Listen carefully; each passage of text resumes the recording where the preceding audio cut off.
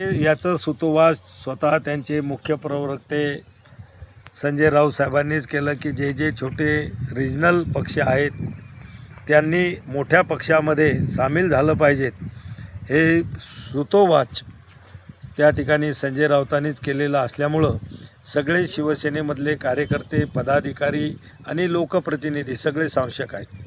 खाजगीमध्ये ते लोक नाराजी व्यक्त करतात, त्या लोकांच्या राजकीय भवितव्याबद्दल सुद्धा चिंता व्यक्त करतात. ह्या गोष्टी सगळ्या आहेत आणि म्हणूनच त्या गोष्टीला त्या ठिकाणी चालना मिळते. हे बघा, आता त्याचा काही अजून मुहूर्त सापडलेला नाही आहे, पण नेमकीच आमचे मुख्य नेते एकनाथराव शिंदेसाहेब, श्रीकांत शिंदेसाहेब आणि आमचे सर्व ज्येष्ठ सहकारी सगळे मिळून आम्ही ऑपरेशन टायगर 3 सुद्धा लवकरच पूर्णत्वास नेऊ. बघा, त्यांच्या गटातले अनेक लोक नेहमीच आम्हाला भेटतात, कारण की आम्ही जुने सहकारी आहो, आम्ही जुनं सोबत काम केलेलं आहे, त्यामुळं त्यांचा आणि आमचा भेटीगोटी होत राहतात.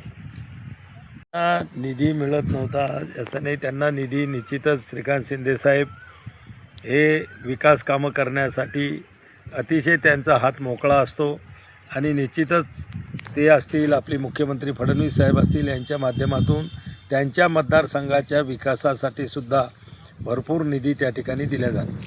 ह्याच्यामध्ये सगळ्यात मुख्य कारण संजय राऊत, त्यांचे बेताल वक्तव्य, त्यांचा रोज सकाळचा 9 वाजता वाजणारा भोंगा आणि त्यानंतरही आदित्य ठाकरेसारखा एक युवा नेता त्यांच्याकडे असताना त्यांचा जनतेशी संबंध बिलकुल नसणे, पदाधिकाऱ्यांशी न चर्चा न करणे, लोकप्रतिनिधीला न भेटणे आणि या सगळ्या गोष्टीमुळंच हे सगळे उभाटा गटातील लोक त्या ठिकाणी वैतागलेले आहेत.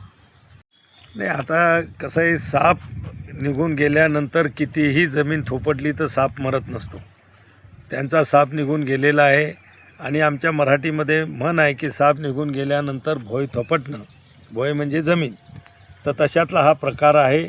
आता त्यांनी किती अजून 3 वर्ष बाकी आहेत आणि मला वाटते की हा पक्ष जवळपास संपल्यात जमा आहे असं सांगता येत नाही, पण मी तुम्हाला सांगतो की बहुतांश आमदार त्या ठिकाणी संपर्कामध्ये आहे आणि ऑपरेशन सक्सेस करायला जेवढे आमदार लागतात त्याच्यापेक्षाही जास्त आमदार निश्चितच आमचे मुख्य नेते एकनाथराव शिंदेसाहेब, श्रीकांत शिंदेसाहेब आणि आमच्या ज्येष्ठ सगळ्या मंडळीच्या संपर्कामध्ये आहे.